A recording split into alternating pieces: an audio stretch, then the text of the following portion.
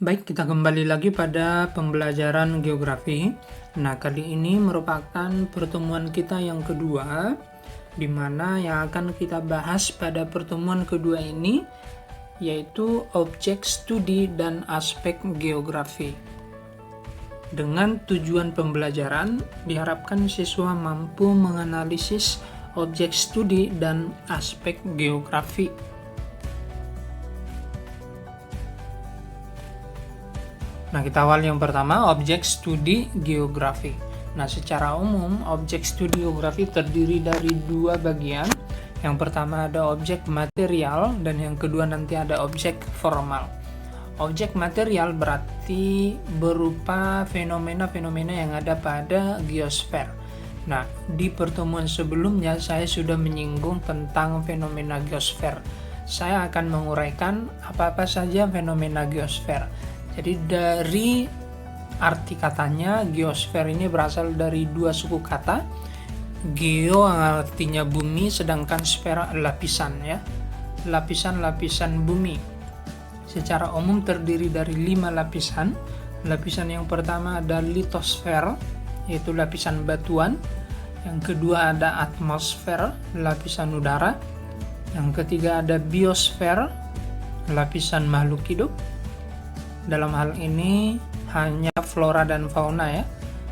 Lapisan hidrosfer, yaitu air. Dan yang terakhir, yang kelima, yaitu antroposfer, yaitu lapisan manusia atau penduduk ya. Selanjutnya adalah objek studi berupa objek formal.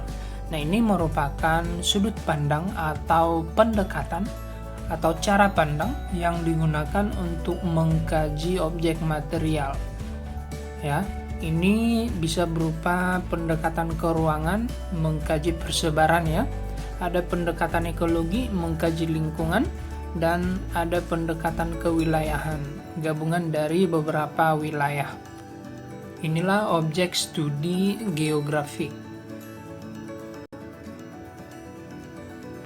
Nah, lalu selanjutnya aspek geografi. Kalau kita lihat pada bagan ini, aspek geografi ada dua, ada aspek fisik dan aspek sosial. Aspek fisik bisa berupa fenomena-fenomena geosfer, sedangkan aspek sosial berupa aktivitas atau kegiatan termasuk hasil karya manusia ya.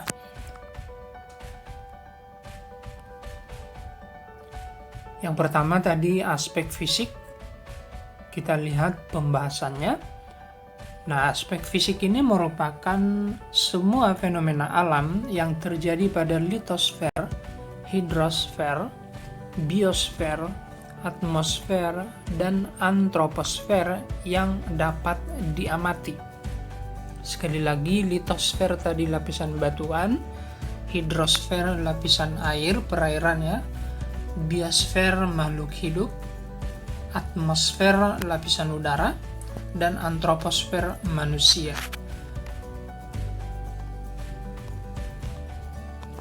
Nah, aspek fisik ini contohnya yang pertama ada letusan gunung api. Ini bagian dari litosfer ya.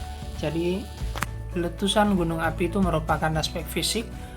Badai, tsunami, kemudian ada hutan, kekeringan, lalu ada banjir rob. Banjir rob itu banjir karena air laut pasang ya. Kemudian ada air laut, ada sungai, ada danau, dan yang lain-lain yang termasuk dalam kajian geosfer ya. Nah, itulah contoh dari aspek fisik. Nah, lalu secara umum aspek fisik ini bisa dikelompokkan menjadi 3 ya. Nah, yakni ada aspek topologi, ada aspek biotik, dan ada aspek non-biotik. Kita bahas satu persatu. Yang pertama aspek topologi. Nah, aspek topologi ini berkaitan dengan letak suatu daerah, bentuk muka bumi, luas area di permukaan bumi, dan batas-batas wilayah. Nah, kita lihat contohnya, ada misalnya letak astronomis Indonesia di antara 6 derajat lintang utara sampai 11 derajat lintang selatan. Ini merupakan aspek topologi ya. Luas kota Medan misalnya 265,1 km persegi. Kemudian batas-batas kota Medan dengan Kabupaten Deli Serdang. Nah, ini merupakan contoh dari aspek topologi.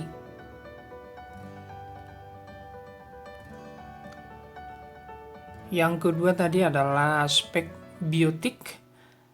Nah, aspek biotik berarti berhubungan dengan makhluk hidup ya, berupa hewan dan tumbuhan ya, termasuk manusia secara fisik. Contohnya jenis dan persebaran hewan atau fauna baik yang ada di Indonesia maupun di dunia ya, termasuk persebaran hutan, misalnya persebaran tumbuhan baik di Indonesia termasuk juga di dunia ya.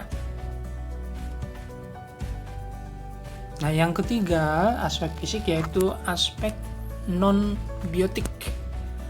Dari arti katanya, non berarti bukan ya. Jadi aspek non-biotik ini berarti benda mati ya. Ini berupa air, tanah, dan udara ya. Kita lihat contohnya, misalnya Indonesia yang beriklim tropis. Iklim berarti berhubungan dengan udara ya. Lalu contoh yang kedua, terdapat beberapa jenis tanah di Indonesia. Ada tanah aluvial, tanah gambut, tanah mergel, ada tanah vulkanis, dan jenis tanah yang lainnya. Nah, ini merupakan contoh dari aspek non-biotik. Nah, itulah aspek fisik ya. Nah, lalu yang kedua adalah aspek sosial. Nah, ini merupakan segala fenomena yang berhubungan dengan hasil kegiatan manusia. Nah, dapat dikelompokkan menjadi aspek ekonomi, aspek budaya, dan aspek politik. Kita bahas satu persatu. Yang pertama aspek ekonomi, berarti yang pertama tadi aspek ekonomi. Nah, ini merupakan aspek sosial yang berkaitan dengan kegiatan-kegiatan ekonomi. Misalnya kegiatan pertanian, perkebunan, pertambangan, ada perikanan, industri, perdagangan, transportasi, pasar, dan kegiatan ekonomi yang lain. Nah, kita bisa lihat pada gambar. Ini merupakan contoh dari aktivitas ekonomi penduduk ya. Ada aktivitas pertanian dan perkebunan ya. Nah, aspek yang kedua, bagian sosial, yaitu aspek budaya. Nah, ini adalah aspek sosial yang berkaitan dengan unsur sosial budaya, seperti pendidikan, agama, bahasa, kesenian, dan kegiatan atau hasil kebudayaan manusia yang lain. Nah, misalnya kebudayaan dalam bentuk atau wujud makanan, termasuk juga kebudayaan dalam wujud tarian,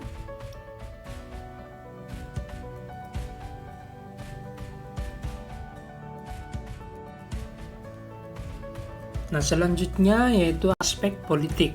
Nah, ini merupakan aspek sosial yang berkaitan dengan unsur pemerintahan yang terjadi dalam kehidupan di masyarakat dalam konteks keuangan ya. Nah, jadi misalnya wilayah pemerintahan, termasuk juga batas-batas secara politik atau batas-batas secara hukum ya. Kita lihat contohnya, misalnya kerjasama antar wilayah atau kerjasama antar negara. Contoh yang lain, pembagian wilayah secara politik atau secara hukum ya. Batas-batas negara misalnya, itu merupakan contoh dari aspek politik.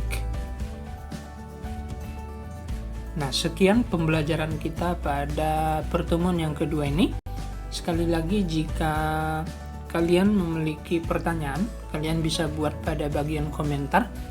Dan akhir kata saya mengucapkan semangat belajar dan terus belajar.